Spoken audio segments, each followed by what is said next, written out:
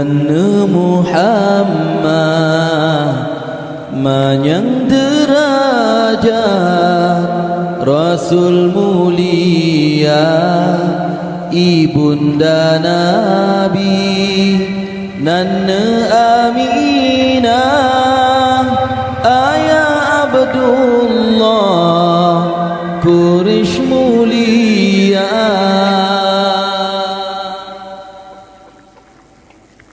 Bunda Aminah binti Wahab bin Abdul Manaf bin Dura bin Kilab Ayanda Abdullah bin Abdul Muttalib bin Hashim bin Abdul Manaf bin Qusay bin Kilab bin Murrah bin Ka'ab bin Lu'ay bin Ghalib bin Firin bin Malik bin Nadar bin Kinana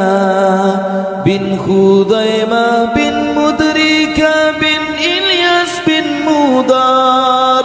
bin Nidar bin Ma'ad bin Adnan bin Ud bin Muqawwim bin Nahur bin Tayra bin Yarub bin Yasjud bin Nabit bin Ismail bin Ibrahim yang keturunan Nabi Muhammad Habibullah menasab terubah Nabi Ibrahim Khalilullah lahir di Nabi di Nanggro Makkah Nanggro Madinah kubu Maulana urus senanyan tanggai 12 nibatun gajah Rabiul Ula umur 2 bulan dalam kandungan ayahnya sayang netinggai doanya yatim lam kandung di Rasulullah katan li ayah lahir Maulana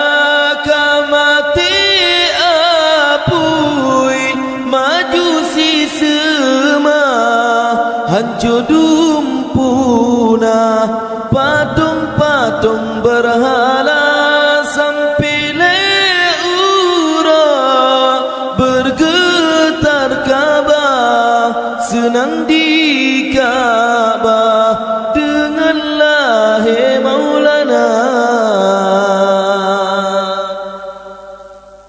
na putra bidan lahir Rasulullah Maryam Asia Sarah ngan Hawa Maridah Nabi nan Suwaibah Halimatus Sa'diyah Maridah kedua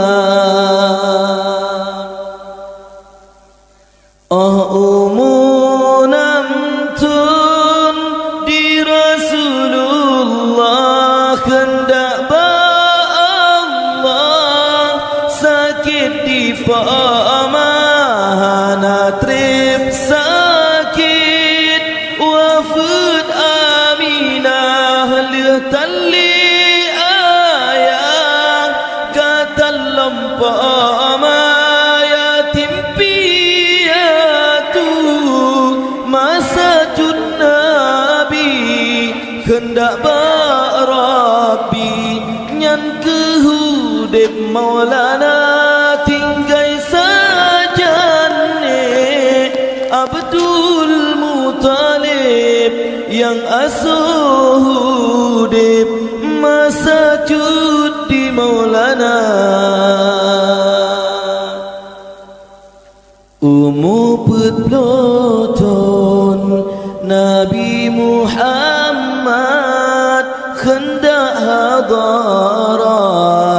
wahyu pertama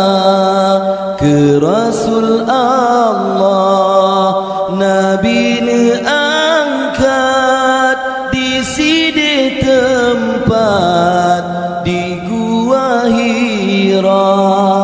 Leblatun Nabi dakwah di Mekah Nangrau Madinah si peloton masa 60 letun umur lebih perurah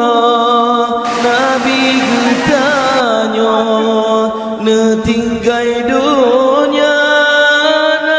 60 letun umur lebih perurah Nabi bertanya netinggai dunia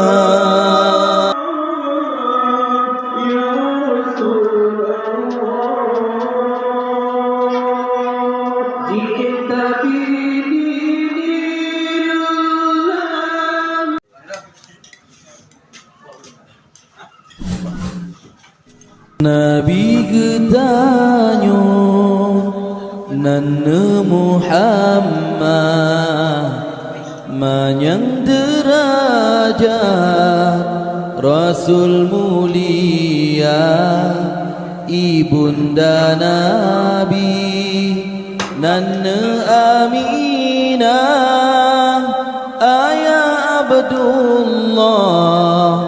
Quraish mulia